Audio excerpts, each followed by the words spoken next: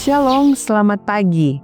Mari awali hari ini dengan semangat baru dengan mendengarkan renungan pagi. Selasa 3 Februari 2026, Joseph Bates menemukan reformasi terbaik. 2 Petrus 3 ayat 13. Tetapi sesuai dengan janjinya, kita menantikan langit yang baru dan bumi yang baru di mana terdapat kebenaran. Joseph Bates pertama kali mendengar ajaran tentang kedatangan Kristus yang segera dari seorang pendeta lokal. Namun, gagasan itu belum berkembang dalam pikirannya sampai tahun 1839. Pada musim gugur tahun itu, ia mendengar tentang khotbah William Miller bahwa Kristus akan datang sekitar tahun 1843. Ketika Bates menolak gagasan tersebut, seseorang mengatakan kepadanya bahwa Miller menggunakan banyak ayat Alkitab untuk mendukung pendapatnya.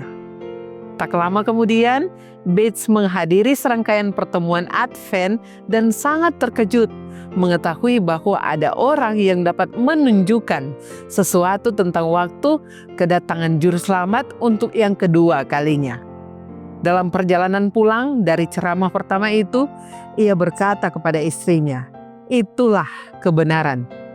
Langkah berikutnya adalah membaca buku William Miller berjudul Evidence from Scripture and History of the Second Coming of Christ about the year 1843. Bukti Alkitab dan sejarah tentang kedatangan Yesus kedua kali, kira-kira tahun 1843.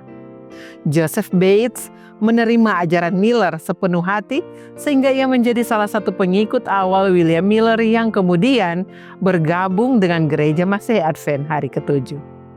Ajaran Miller segera mendominasi hidup Bates, bahkan menyita waktu yang sebelumnya ia curahkan untuk gerakan reformasi sosial. Beberapa temannya bertanya, mengapa ia tidak lagi menghadiri pertemuan anti alkohol dan anti perbudakan? Jawaban saya, katanya kepada mereka, adalah bahwa dengan menerima doktrin kedatangan kedua Juru Selamat, saya merasa cukup sibuk mempersiapkan diri untuk peristiwa itu dan membantu orang lain juga bersiap. Semua orang yang menerima doktrin ini pasti akan dan harus menjadi pendukung anti alkohol dan anti perbudakan. Bates menjelaskan kepada teman-temannya bahwa lebih banyak yang bisa dicapai dengan bekerja pada akar masalahnya. Bagaimanapun, kejahatan yang ingin diberantas oleh berbagai kelompok reformasi itu berasal dari keadaan manusia yang berdosa.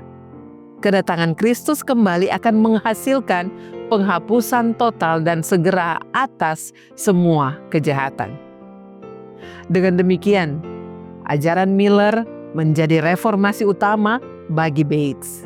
Ia menyimpulkan bahwa manusia yang jahat tidak dapat mereformasi kejahatan. Kedatangan Kristus adalah satu-satunya solusi yang nyata dan permanen. Sejak awal Bates menjadi pemimpin penting dalam gerakan Miller, ia termasuk salah satu dari 16 orang yang mengadakan sidang General Conference pertama pada tahun 1840 dan memimpin sidang yang sama pada Mei 1842. Tanggung jawab itulah yang menempatkannya pada posisi di mana akhirnya ia dapat memulai kebangkitan Adventisme pemelihara Sabat hari ke-7 di akhir tahun 1840-an. Tuhan membimbing hidup Bates langkah demi langkah, dan Dia melakukan hal yang sama untuk Anda dan saya. Tugas kita bukan mendahului, tetapi mengikuti pimpinannya dari hari ke hari. Kiranya renungan di pagi hari ini dapat menjadi kekuatan bagi kita semua dan menjadi perenungan kita sepanjang hari ini. Amin. Mari kita berdoa. Bapa kami yang di surga, terima kasih ya Tuhan untuk firman-Mu di pagi hari ini. Terima kasih ya Tuhan untuk penyertaan-Mu yang selalu Engkau berikan bagi kami semua. Dan ya Tuhan, kami akan memulaikan aktivitas kami di hari ini. Biarlah ya Tuhan Engkau melayakan kami semua dan mengampuni kesalahan dan dosa kami, sehingga kami dilayakan di hari ini boleh melakukan yang terbaik untuk kemuliaan bagi nama-Mu. Menyertai kami ya Tuhan. Segala rencana kami hanya mau serahkan ke dalam tangan. Ini doa kami Dalam nama Tuhan Yesus kami bawa doa ini. Amin. Demikianlah renungan pagi ini. Silakan share video ini dan subscribe YouTube channel Cornelius Media dan follow kami di Instagram dan Facebook @corneliusmedia.